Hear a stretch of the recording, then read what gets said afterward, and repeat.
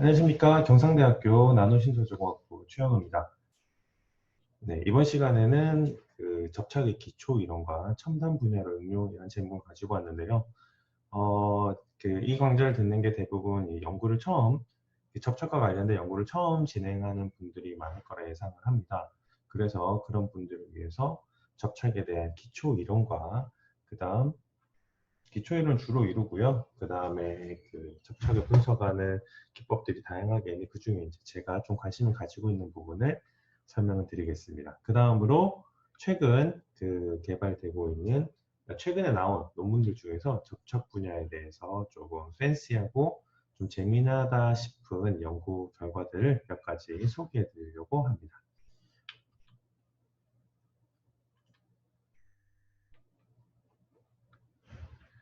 네, 산업동향입니다. 인더스트리얼 인사이트라고 하는데요.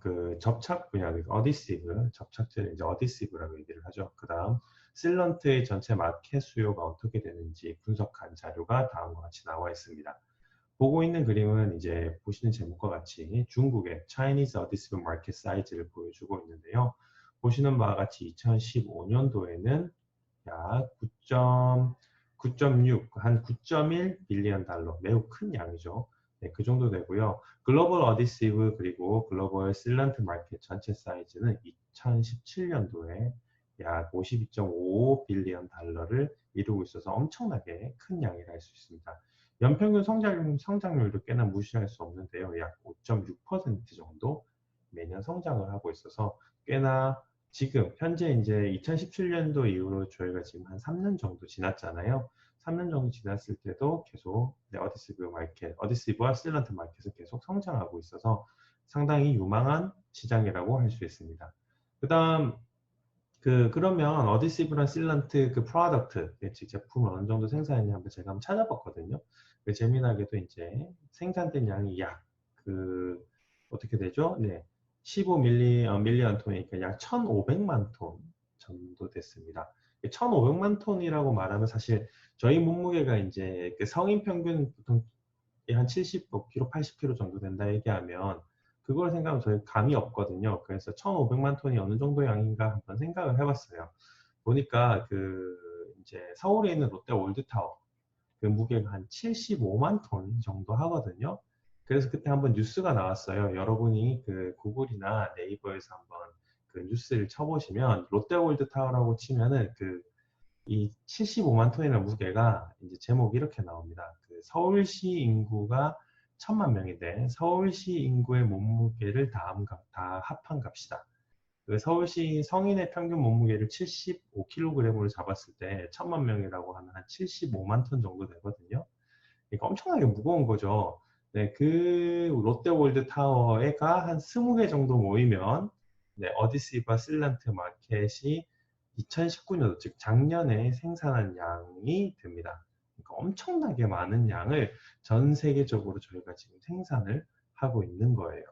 네, 그리고 이제 최근 들어서는 이제 접착제와 어디시브 실란트와 관련된 이제 요구들이 이제 다양한 분야에서 상승하고 있는데요. 뭐 여기 자동차라든지 뭐 construction, packaging, furniture, footwear, 그런 pressure sensitive application처럼 기존의 전통 분야를 포함해서 최근 들어서는 더 많은 새로운 분야에서도 계속 접착제의 요구는 점점 더 많아지고 있는 실정입니다. 그러면 저희가 이제 접착이라는 수업을 강좌를 하고 있으니까 어디전과 그다음 어디시브에 대한 사전적 정의를 알아야 될 건데요. 어디전에 대한 사전적 정의는 보고 있는 바와 같이 보시는 바와 같이 이제 접착 영어로 읽으면 어디전이죠. 이렇게 한번 써볼게요. 네. 네, 접착이라는 단어는 the state in which two surfaces are held together. 가장 중요한 단어는 이 부분입니다. held together. 두 개의 서피스를 하나둘 이렇게 붙여주는, held 같이 강하게 붙여주는 것을 접착이라고 얘기를 합니다. 그러니까 그리고 두 표면이 매우 중요해지겠죠. 그리고 그거를 붙일 수 있게 도와주는 물질을 우리는 어디시브, 다른 말로 하면 접착제라고 얘기를 합니다. 그래서 material which can join the surface material together. 그래서 그리고 이것들이 분리하는 걸 막아준다 해서 resist separation이라고 합니다.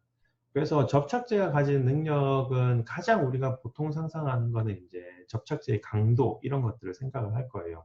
그거 말고도 우리가 얘기하는 단어 중에 또 두 가지가 있는데요. 매우 중요한 부분은 아니지만 간단하게 알아둬야 될 게 shelf life랑 pot life가 있습니다.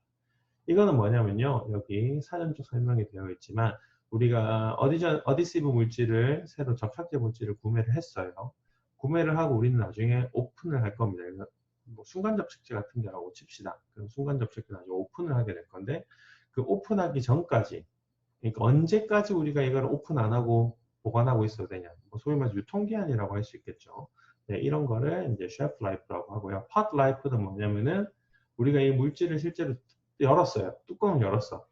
그럼 뚜껑을 열고 난 다음부터는 점점 이 접착제 특성이 점점 변하게 되는 시간이 지날수록 그럼 내가 언제까지 이거 뚜껑을 열고 한번 첫 사용을 하고 난 이후부터 언제까지 내가 이거 보관해야 되느냐. 그걸 팟 라이프라고 얘기를 합니다. 그러면은 기본적으로 이제 어디시브, 즉 접착제 물질이 해야 될 역할에 대해서 사전적으로 얘기를 해보도록 하겠습니다. 기본적으로 얘들이 해야 되는 역할은 크게 두 가지로 나뉘어집니다. 첫 번째로는 아까 접착이란 정의처럼 두 개의 표면을 붙여야 되잖아요. 붙여야 되는데 거기에 접착제 물질이 발려진단 말이에요. 그렇기 때문에 가장 중요한 거는 그 표면에 접착제 물질은 잘 웨팅, 즉 잘 퍼져서 발라져 있어야 됩니다. 그래서 웨팅이 좋아야 된다고 얘기를 하고요. 다르게 말을 하자면 인티밋 컨택, 컨택이 매우 잘 되어 있어야 하는 게 핵심입니다. 즉 표면 위에 접착제 물질이 잘 안 발려지려고 하면은 웨팅이 잘 안 되면 아무래도 접착제가 그 역할을 할 수가 없겠죠. 그 다음 두 번째로는 이 점착제 물질이 붙고 난 다음에 자 우리가 한번 상상을 해봅시다. 웨팅이 잘 되었어요. 웨팅이 잘 되어서 우리가 두 접착제 물질을 다 붙였어. 뭐 대표적으로 얘기를 해봅시다. 어떤 액체 같은 거라든지 우리가 뭐 밥풀을 얘기해보죠. 네. 밥풀은 이제 그 고슬고슬한 밥에 있는 이제 밥풀을 우리가 표면에 발랐어요. 그리고 다시 붙였습니다. 그러니까 밥풀이 굳기 전에 어때요? 우리가 다시 당기면 떼지나요, 안 떼지나요? 너무 잘 떼지죠? 네. 밥풀은 웨팅은 잘 시킵니다. 하지만 떨어질 때 너무 잘 떨어지잖아요. 이게 무슨 말이냐면 그 점착제 물질이 부서지면 안 돼요. 그렇잖아요. 두 표면을 붙였는데 그 두 표면을 붙고 있는 물질이 너무 잘 부서지면 어떻게 되겠어요? 예를 들어 우리가 찰흙이라고 칩시다. 저희 집에 아들이 두 명 있는데 저희 아들이 요새 플레이도우라고 이제 클레이를 많이 쓰거든요. 그럼 클레이를 갖다가 붙여놓고 들이붙이면 웨팅은 잘 돼요. 근데 떨어뜨리면 어떻게 되죠? 클레이가 뜯어져 버리잖아요. 그래서 어디시브 물질이 강해야 됩니다. 그래서 어디시브 물질이 must harden with cohesively strong. 그 물질 자체가 강해진다는 걸 보통 우리는 cohesive strong이라고 얘기를 합니다. 나중에 코이전이라는 단어가 우리가 얘기를 할 겁니다. 그래서 코이전이라는 얘기는 아주 뒤에서 설명을 다시 해드리도록 할게요. 그럼 이 물질 자체를 강하게 어떻게 만드느냐? 강하게 만들기 위해서 우리는 여러 가지 방법들을 도입을 하는데 화학적 반응을 한다든지 아니면은 만약에 이제 대표적으로 화학적 반응시키는 건 이제 에폭시라고 생각할 수 있어요. 그리고 그 다음에 솔벤트가 아니면 물이 나가는 것. 이 대표적인 예가 생각을 딱 드릴 수 있는 게 뭐냐면 밥풀이에요. 이게 표면이 두 개가 있는데 밥풀을 갖다 붙였잖아요. 그럼 처음에 밥풀은 떼면 잘 떼져요. 그런데 나중에 시간 지나면 어떻게 돼요? 이제 물이 점점 나가면서 밥풀이 말라져 버리면 그때 점점 떼기 힘들어지죠. 그게 강화되는 방법 중에 하나라서 이게 loss of solvent or water 이라고 얘기할 수 있습니다.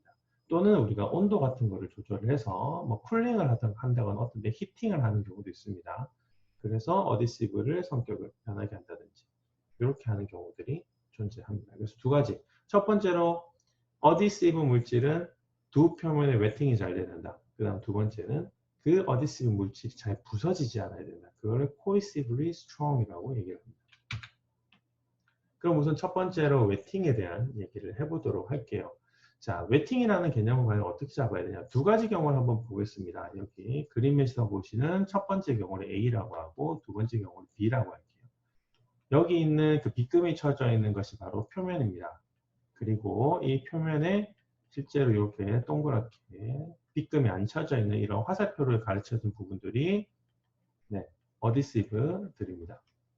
이렇게 맺혀 있는 두 가지 상황이 매우 달라요. A 상황과 B 상황이. A 상황의 경우는 어떻게 되어 있나요? 어디시브 물질들이 표면에 골고루 발라져 있지 않고 그냥 동글동글하게 지들끼리만 뭉쳐져 있습니다. 그리고 B 같은 상황은 B 상황은 어떤가요? 어디시브 물질이 표면 위에 아주 골고루 전면적에 발라져 있는 것을 확인할 수 있습니다. 우리 이 두 상황을 비교를 했을 때 B 상황이 더 웨팅이 좋다고 얘기를 합니다. 그러면은 이 웨팅이 좋다라고 하는 거를 이제 과학자들이 좀 정량적으로 표현을 하고 싶어 하잖아요. 네, B라는 물질이 좋아. 웨팅이 좋은 건 알겠어. 그런데 이거를 수치적으로 해석을 할 때 표현은 어떻게 할 수 있을까? 우리가 과학적으로 어떤 분석 같은 거를 할 때 가장 좋은 방법은 언제든지 정량화하는 것이 매우 필요합니다. 그래서 그 정량화를 시키기 위해서 과학자에 제안한 방법 중에 하나가 그 표면이 이제 보통 자연계 표면들은 A, B에 있는 그림처럼 이렇게 아주 이제 울퉁불퉁하다, 다면서 러프하다고 할 수 있는데요. 우리가 만약에 표면에 이렇게 아주 플랫한 표면을 준비를 하고 거기다가 만약에 이렇게 어디시브 물질을 떨어뜨렸을 때 그 어디시브 물질이 만들어내는 이 각이 있을 거예요. 우리가 그 유리판에 여러분이 가지고 있는 표면 위에다가 여러분이 물방울 같은 거 하나 떨어뜨려 보면 그 물방울이 맺혀 있는 것을 볼 수 있을 겁니다. 그 맺혀져 있을 때 그 맺혀진 경계면에서의 그 각도, 이 각도를 통해서 우리는 그 이 웨팅이 되는 정도 안 되는 정도를 정량화를 할 수 있습니다. 요 웨팅이 되는 요 각도를 우리는 보통 컨택 앵글이라고 하고요. 한국말로 하면은 접촉각이라고 얘기를 합니다. 그래서 이 컨택 앵글이 이 두 가지 상황을 한번 보시죠. 어떤 게 더 웨팅이 잘 되어 있는 것 같나요? 요 경우가 A 상황이 되고 요게 B의 케이스입니다. 즉 웨팅은 이쪽이 더 잘 돼요. 즉 웨팅이 잘 된다는 계면일수록 컨택 앵글은 점점 낮아집니다. 그래서 컨택 앵글이 낮은 표면은 즉 그 웨팅이 잘 되는 표면이라고 말을 할 수 있겠죠. 그래서 정량하는 파라미터가 컨택 앵글이라는 것이 있다. 네, 요거에 대해서는 이제 그 다음 컨택 앵글과 관련된 부분은 다음 강의에 다른 강의에서 설명을 해드리도록 하겠습니다. 자, 웨팅에 대해서 한번 설명을 해보죠. 아까 컨택 앵글이라는 파라미터를 설명을 했어요. 접촉각. 보통은 이제 그 컨택 앵글은 이제 우리가 파라미터 보통 표현할 때 세타로 표현을 합니다. 그 세타를 가지고 표현을 할 수도 있는데 사실 그 세타라는 값이 그 떨어뜨리는 어디시브 물질에 따라도 달라요. 예를 들어 내 손바닥 위에 내가 물을 떨어뜨렸을 때랑 뭐 글리세롤을 떨어뜨렸을 때랑 에탄올을 떨어뜨렸을 때마다 컨택 앵글은 다릅니다. 그러면은 정량화를 시키기에 정량화 값을 또 통일하기가 쉽지가 않잖아요. 그래서 학자들이 또 컨택 앵글이라는 값으로부터 조금 더 과학적인 고정량적인 파라미터를 뽑아보려고 했습니다. 그래서 나온 그 파라미터가 바로 surface energy입니다. 보통 감마라고 표현을 하고요. 이 surface energy는 무엇이냐면 우리가 보통 자유 에너지, free 에너지라고 얘기를 하잖아요. 그래서 우리가 그 어떤 액체가 표면을 이렇게 만들고 있을 때 그 액체 표면이 어디시브 물질이 아니면은 우리 어떤 매질이라고 합시다. 그 매질 자체가 약간 표면적을 가지고 있다고 쳐요. 표면적 양을 보통 한 100이라고 예를 들어 칩시다. 그럼 100에서 내가 표면적을 조금 더 늘렸다고 쳐요. 101만큼 늘렸을 때 이 물질이 가진 자유 에너지가 얼마나 변하느냐. 그 양을 보통 서피스 에너지라고 얘기를 합니다. 그 자연계는 보통 표면 에너지를 기본적으로 낮추려고 하는 경향이 자연계의 일반적인 방향 반응입니다. 왜냐면은 왜냐하면 프리 에너지라는 값이 원래 연력학적으로 언제든 최소화시키려고 하는 게 자연계의 방향이잖아요. 그렇기 때문에 표면 에너지 자체도 주변의 표면 에너지를 최대한 낮추려는 경향이 있어요. 그 대표적인 예가 요 밑에서 보시는 그림과 같습니다. 자, 에폭시 어디시브는 보통 그 표면 에너지 단위, 표면 에너지 한 47 정도 됩니다. 이 다인 퍼 센티미터라고 되어 있는데요. 요거는 다른 단위로 하자면은, 네. 다른 단위로 요거는 이제 힘, 그리고 미터고요. 이거는, 네, 요런 식으로도 표현을 할 수 있습니다. 네. 그래서 47 다인 퍼 센티미터가 되는데, 그럼 이 표면 에너지는 얘는 이 정도 되는 거예요. 자, 근데 이 에폭시 어디시브를 다양한 표면에 올려볼게요. 알루미늄과 그다음 폴리클로라이드 서피스랑 그다음 폴리에틸렌 서피스 그리고 플로로에틸렌 서피스 위에 올렸는데 이 네 개의 그 표면이 각각 서피스 에너지가 꽤 다릅니다. 알루미늄 서피스는 약 500이 되고요. 그리고 플로로에틸렌은 약 16 정도 돼요. 그러면은 자 47이라는 것은 딱 그 중간 정도 돼요. 500보다는 작고 16보다는 큽니다. 그러면은 이 정도 되는 표면 에너지를 가진 액체를 떨어뜨리면 어떤 일이 벌어지냐면 아까 말씀드린 바와 같이 걔는 자연계는 기본적으로 표면 에너지를 낮추려고 합니다. 알루미늄 서피스가 지금 500 정도 된 표면 에너지를 가지고 있어요. 근데 그 위에 에폭시가 떨어져서 그 표면을 다 에폭시로 덮어버리면 전체 표면 에너지 어떻게 변할까요? 500에서 47로 변화하게 되겠죠. 그렇기 때문에 여기를 표면을 깔는 게 더 프리 에너지가 낮아지는 거예요. 그렇기 때문에 보는 그림과 같이 최대한 웨팅이 되려고 해버립니다. 즉 표면 에너지가 웨팅을 하려고 합니다. 즉 컨택 앵글이 낮아지는 방향으로 가는 거죠. 그럼 플로로에틸렌은 어떨까요? 플로로에틸렌은 기본적으로 16이라는 표면 에너지를 가지고 있습니다. 거기에 47이 올라가서 다 웨팅이 돼버리면 그때는 16에서 47로 올라가는 거잖아요. 그거는 자연계가 원하는 방향이 아니겠죠. 아니기 때문에 웨팅이 최대한 안 되려고 하고 최대한 그 표면을 안 덮으려고 노력을 합니다. 밀어내려고 해요. 그렇기 때문에 그 표면을 안 덮는 선에서 지들끼리 뭉치려고 하니까 다음과 같이 지들끼리 뭉쳐있는 어디시브가 자기들끼리 뭉쳐있는 형태가 되고 컨택 앵글 세타가 높은 값으로 나오게 됩니다. 즉 웨팅이라는 파라미터는 서피스 에너지랑 관련이 있는 거예요. 우리가 상대적으로 표면과 우리가 떨어뜨리려는 어디시브 간에 서로 표면 에너지를 비교를 했을 때 만약에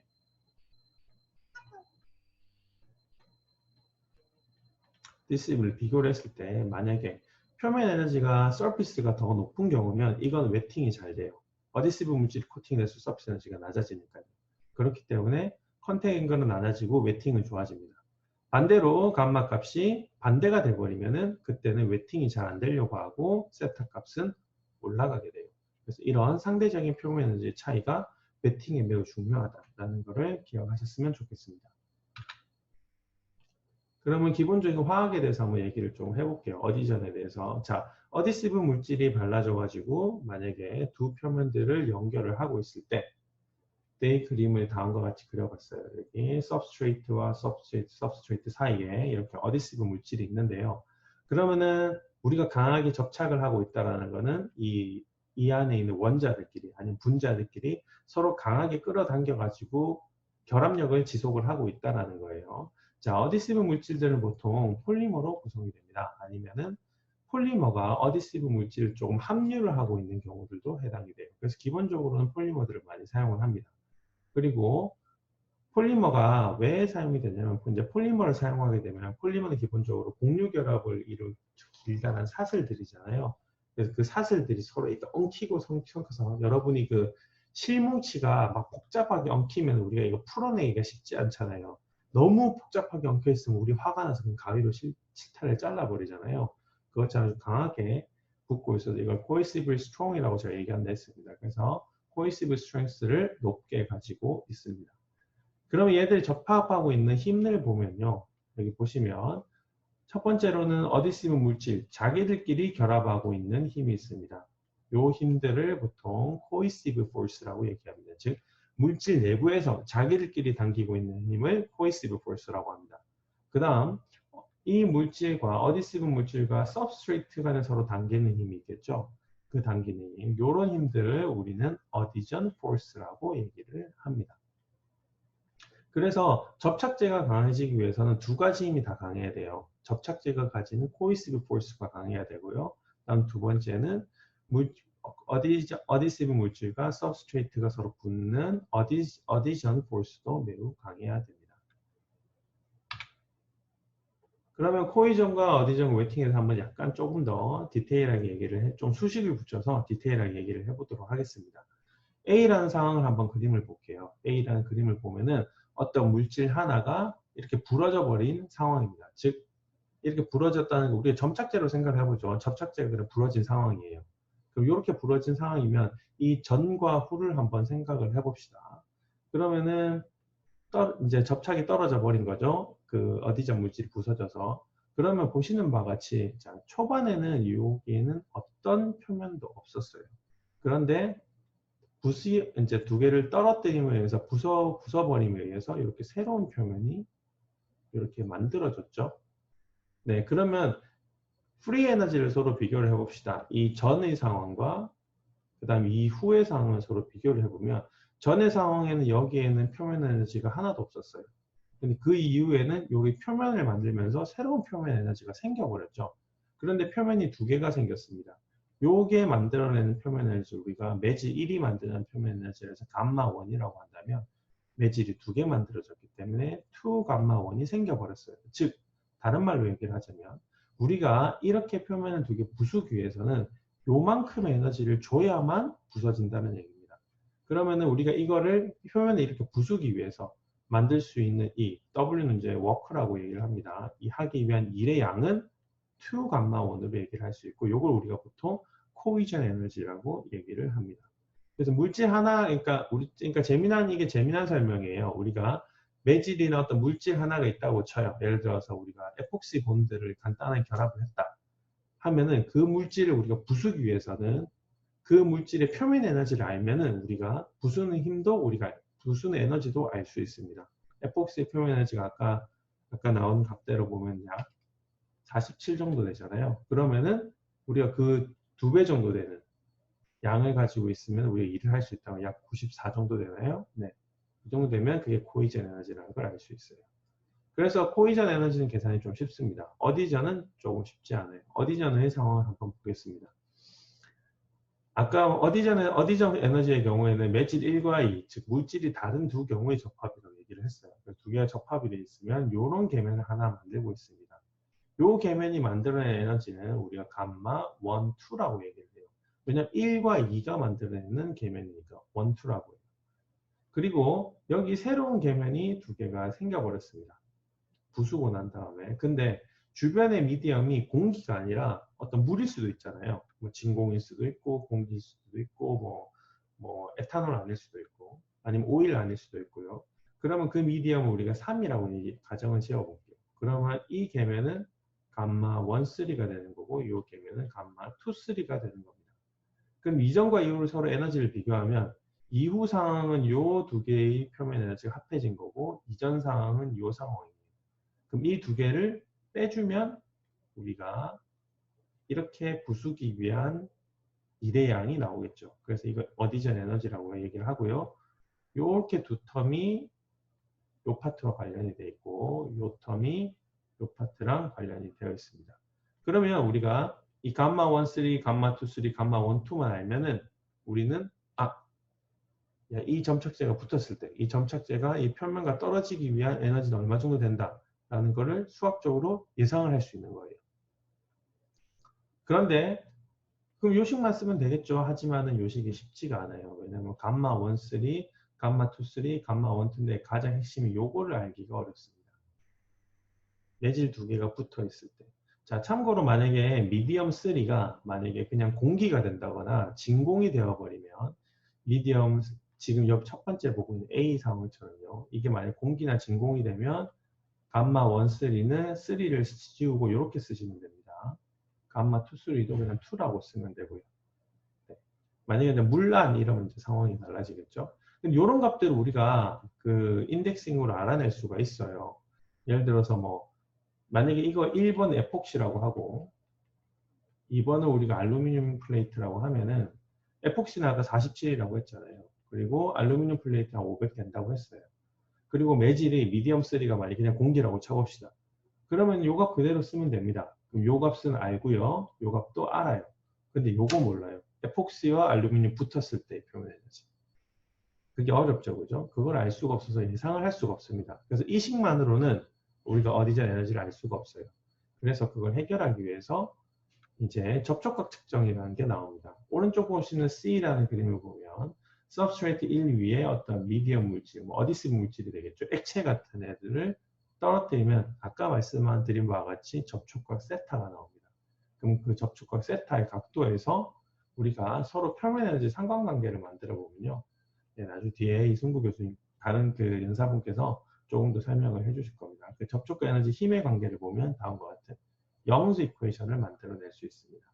그리고 이 영수 이퀘이션을 요 안에다가 집어넣으면요. 그러면 감마 1, 2가 삭제가 되고요. 우리가 조금 더 쉬운 식으로 만들어낼 수 있습니다. 그래서 영 듀플의 이퀘이션을 만들어낼 수 있고 이 어디전 에너지가 어떻게 계산되냐면 감마 2, 3와 코사인 세타로 표현됩니다.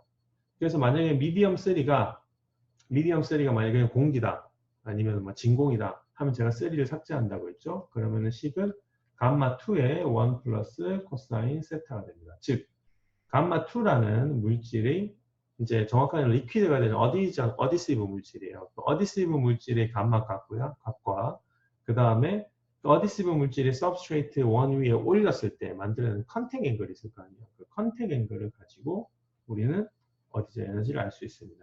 간략하게 한번 보겠습니다. 우리가 이 세타 값이 0도라고 칩시다. 그럼 웨팅이 엄청 잘 되는 거잖아요. 그럼 웨팅이 0도 되면 1이 돼요. 그래서 감마 값이 2, 감마 2가 돼서 되고요. 만약 웨팅이 잘 안 돼서 90도 각도라고 쳐봅시다. 그럼 이 값은 어떻게 되죠? 0이 됩니다.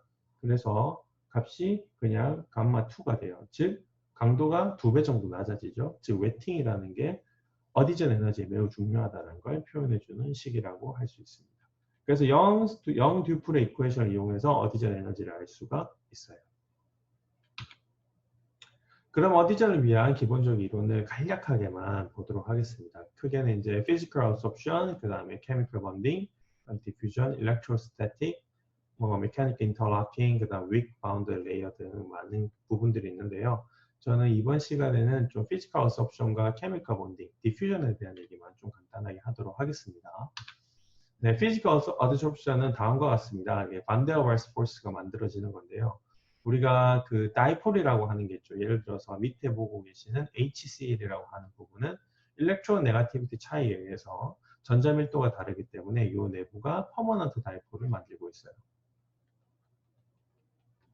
이 퍼머넌트 다이폴을 가지고 있는 HCl 두 개가 있으면 만약에 HCl 하나가 이렇게 플러스 마이너스로 된 퍼머넌트 다이폴 방향을 딱 정렬을 하고 있으면 이 주변에 있는 녀석들도 요거의 영향을 받아서 한 방향으로 정렬을 하게 됩니다. 이렇게 정렬을 하는 것들을 보통 퍼머넌트 다이폴과 퍼머넌트 다이폴이 인터랙션 한다고 해서 이걸 키썸 포스라고 얘기를 합니다. 그리고 퍼머넌트 다이폴이 있는데 여기 밑에 그림은 없는데요. 퍼머넌트 다이폴이 만약에 하나 있어요. 그리고 그 옆에 만약 퍼머넌트 다이폴을 안 가지고 있는 물질이죠. 뭐 대표적으로 뭐 CH4 같은 거로 얘기를 해보죠. 그럼 CH4는 이제 아주 그 일렉트론 네가티비티 차이가 거의 없어요. 왜냐하면 시메트리 구조이기 때문에. 이런 물질이 있으면 얘가 지금 전자 밀도가 이렇게 다이폴을 만들고 있잖아요. 이 다이폴 방향 때문에 얘가 가지고 있는 전자 밀도도 상대적 영향을 받아요. 예를 들어서 이렇게 CH4가 있으면은 전자가 처음에는 이 주변에 HCl이 없었으면 그냥 전자 밀도 그대로 있는데 이 방향에 영향을 받아서 전자가 요렇게 한쪽 전자가 이쪽 한쪽으로 플러스가 0이 모이고 이쪽 한쪽에 마이너스가 모이는 현상이 생깁니다. 요걸 보통 퍼먼트 다이폴을 가지고 있지 않은 애가 다이폴을 만들었다 해서 인듀스드 다이폴이라고 얘기하고요. 이렇게 퍼먼트 다이폴에서 유도된 걸 이걸 디바이 포스라고 얘기를 합니다. 그 다음 런던 디스퍼션 포스라는 건 뭐냐면 폴라리티를 가지고 있는 퍼먼트 다이폴을 안 가지고 있는 물질 두 개가 이렇게 있었는데 얘가 어느 순간 이렇게 uneven distribution이라고 되어 있죠. 어느 순간 얘가 instantaneous dipole을 이렇게 만들게 되면 그거에 의해서 주변이 또 영향을 받는 거예요. 그거를 induced dipole과 induced dipole interaction이라고 해서 이걸 London dispersion force라고 얘기를 합니다. 그래서 이런 physical absorption에 의해서도 우리가 접착력을 생각보다 가지고 있어요. 그럼 이거보다 훨씬 더 강력한 본드가 바로 chemical bonding입니다. chemical bonding의 경우에는 보통 본딩의 방법이 커벌런트 본딩이라든지 아이오닉 본딩 또는 하이드로젠 본딩들을 지칭하는데요. 이런 본딩들은 사실 앞에 있는 피지컬 어섭션, 피지컬 본딩보다 훨씬 강력합니다. 그래서 이런 메커니즘으로 되는 것들 중에 하나가 실리콘 어디시브가 이제 글래스 표면 위에 붙는 거. 여기 보시면은 글래스 표면 위에 보면 보통 이렇게 OH와 하이드록실 그룹이 있는데 이런 그러니까 실리콘 기반의 실레인 화합물들이 이렇게 표면에 붙게 되면 얘 OH기 하이드록실 그룹에서 하이드로젠 본딩을 하다가 그 이후에 축합 반응 컨덴세이션 리액션을 해서 보시는 바와 같이 이렇게 화학 결합을 코밸런트 본딩을 유지를 하게 됩니다. 그래서 이런 예가 있고요. 또는 이제 아이오닉 본딩이라든지 하이드로젠 본딩 얘들도 보시는 바와 같이 밑에 있습니다. 그 다음 디퓨전입니다. 디퓨전이라는 건 뭐냐면요. 자, 만약에 예를 들어서 두 개의 고분자가 만약에 표면을 붙였다고 쳐요. 뭐, 우리가 그, 폴리스타인의 필름이 있다고 칩시다. 폴리스타인 필름 두 개가 있는데, 폴리스타인 필름 두 개를 이렇게 딱 붙였을 때, 붙인다고 그냥 갖다 대놨어요. 갖다 대놓으면 이거 잘 떨어지겠죠. 그렇죠? 잘 떨어지는데, 그건 왜 그러냐면은, 그 이유 중에 하나는, 두 개 서로 결합하는 힘이 그렇게 크게 있지 않고, 있어봤자 런던 디스퍼전 볼 수밖에 없고, 고분자 체인들이 이렇게 경계를 이루면서 요 물질 A와 물질 B가 이렇게 따로 경계를 만들고 있어요. 그런데 만약에 우리가 어떤 이제 여러 가지 자극들을 가해서 이 고분자 체인이 움직일 수 있게 만들었다 칩시다. 그러면 이 고분자 체인들이 서로 섞이면서 안으로 들어가서 계면이 없는 것 같은 상태를 만들 때가 있어요. 이걸 인터디퓨전이라고 얘기를 하고요. 이렇게 인터디퓨전을 시키게 되면 계면이 이제 안 보이잖아요. 그리고 고분자 사슬과 사슬 간이 서로 이제 엉켜져 버리기 때문에 상당히 강한 힘으로 안 떨어지게 됩니다. 이걸 디퓨전에 의한 접착이라고 하고요. 어떻게 하냐면 대표적인 우리가 상상할 수 있는 것 중에 하나가 자 밑에 보신 예와 같이 폴리스타인 서피스를 두 개를 준비해요. 그리고 그 계면에다가 이 폴리스타인 두 개를 살짝 녹일 수 있는 부타논이라는 솔벤트를 집어넣습니다. 그럼 솔벤트가 들어가서 이 고분자를 조금씩 녹이겠죠. 녹인 다음 어떤 일이 벌어지냐? 그 계면에 있던 두 고분자가 경계를 이루던 두 고분자가 섞입니다. 섞여서 인터디퓨전을 시키는 거죠. 그런 예도 있고요. 다른 경우에는 이렇게 고분자 체인이 들어가게 하기 위해서 뭐 열을 준다든지 하는 방법으로 즉 고분자 사슬을 솔벤트에 노출시키는지 뭐 열에 노출시키는지 해서 스스로 되게 움직이기 쉽게 만들어서 걔들이 다른 계면에 있는 고분자 사이사이로 이거 파고들게 만드는 그거를 디퓨전 현상이라고 얘기를 합니다. 이 디퓨전 현상을 조금 재미나게 이용한 연구 결과가 있어서 최근 연구 결과에서 소개를 하고 싶은데요. 그 하버드 대학교에 있는 수호 그룹이 이제 어드밴스드 머티리얼 2018년도에 보고를 하였습니다. 그래서 제목은 이제 이 그룹이 사실 그 새로운 토폴로지컬 어디전이라고 이제 강하게 맨날 그 항상 논문에 이 단어를 써요. 토폴로지컬 어디전이라는 단어를 쓰면서 이제 이 논문을 이제 게재를 하였는데요. 내용은 그렇습니다. 그러니까 최근에 나오는 어디전이 조금 그 팬시해지기 위해서는 그 어디전의 힘이 좀 선택적으로 제어가 돼야 돼요. 무슨 말이냐면 어떤 상황에서 어디전을 잘 시켰다가 어떤 상황에서 어디전을 안 시켰다가 하는 약간 스마트 어디시브가 돼야 되거든요. 그래서 이 내용도 이제 스마트 어디시브를 만든 예 중에 하나입니다. 그리고 그 어디전을 시키는 메커니즘이 기본적으로 디퓨전을 이용했고요. 그래서 이 연구팀은 이제 하이드로젤 여기 보시면 이게 사슬 구조가 되어 있는 게 하이드로젤인데요. 하이드로젤 두 개를 이제 접착시키는 접착제를 개발했는데 기본적으로 체인의 형태는 키토산 체인을 기반으로 해서 만들었습니다. 그 키토산 체인은 여기 두 개 있는 그룹들이 하이드로젠 본딩을 할 수 있는데 그 하이드로젠 본딩을 할 수 있느냐 없느냐 정도가 pH에서 결정이 돼요. 그래서 pH5에서는 서로 하이드로젠 본딩을 안 가지고 있다가 pH7이 되면 서로 강한 하이드로젠 본딩을 가지게 되거든요. 그래서 사슬이 이렇게 또또또또 하고 붙게 됩니다. 그리고 이 체인 자체가 되게 pH7을 사랑을 해요. 그래서 이제 실험을 어떻게 진행이 됐냐면 하이드로젤 표면 두 개 사이에다가 이 키토산 체인을 갖다 놓습니다. 그러면 이게 하이드로젤이잖아요. 하이드로젤은 이제 물에 녹아 있는 거니까 기본 pH7이잖아요. 그래서 pH7에 요약계 물질이 이제 pH5가 되어 있는 어디저 물질이 들어가 있다가 이 주변이 pH7이잖아요. 그러니까 이 pH7 환경 안으로 슬슬 디퓨전해서 들어갑니다. 디퓨전을 해서 들어간 다음에 그 다음 어떻게 되죠? 이 하이드로젠하는 pH7의 환경이잖아요. 7의 환경이니까 거기에서 하이드로젠 본딩이 형성이 됩니다. 다음과 같이. 그래서 디퓨전을 하고 난 다음에 자기 강하게 하이드로젠 본딩을 시켜버리니까 하이드로젤 표면 계면 두 개를 강하게 결합을 할 수 있겠죠. 그래서 요렇게 체인을 만들었는데 요게 재미있는 점은 뭐냐면 우리가 여기 보시는 그림과 같이 추를 놔두고 두 개의 표면을 붙인 다음에 약간 필 테스트 하듯이 실험을 했는데요. 물에다가 노출한 물은 기본적으로 pH7이잖아요. 그렇기 때문에 이런 하이드로젠 본딩 유지를 하고 있습니다. 그러다가 이 계면에다가 pH가 7보다 낮은 에이시드 기반의 물질을 노출시키게 되면 하이드로젠 본딩이 없어지게 되니까 계면이 이 추의 힘에 의해서 아주 쉽게 떨어져 버리는 것을 확인을 할 수 있습니다. 그래서 여기서 나온 연구는 이제 디퓨전이라는 메커니즘을 가지고 어디저를 만들었는데 거기에다가 이제 디퓨전 안에다 들어간 하이드로젠 코발런트 케미컬 본딩이죠. 그 케미컬 본딩을 좀 스마트하게 조절해서 어디저를 만들었다. 그래서 어디저 메커니즘 두 개가 있는 거예요. 디퓨전과 그 다음 케미컬 본딩 두 가지인데 거기서 케미컬 본딩을 좀 환경에 따라서 조절할 수 있는 스마트 어디시브를 만들어서 소개를 한번 해드렸습니다. 그 다음 다른 어디전 티어리는 이제 일렉트로스태틱과 이제 메카니컬 인터락킹이 있는데요. 메카니컬 인터락킹은 사실 어디전에서 매우 강해요. 매우 강하고 매우 중요한데 이번 강좌에서는 이건 이제 상당히 복잡하고 할 내용이 많아서 이 부분은 스킵을 하도록 하겠습니다. 네, 다음 파트부터는 다음 영상에서 만나도록 하겠습니다. 감사합니다.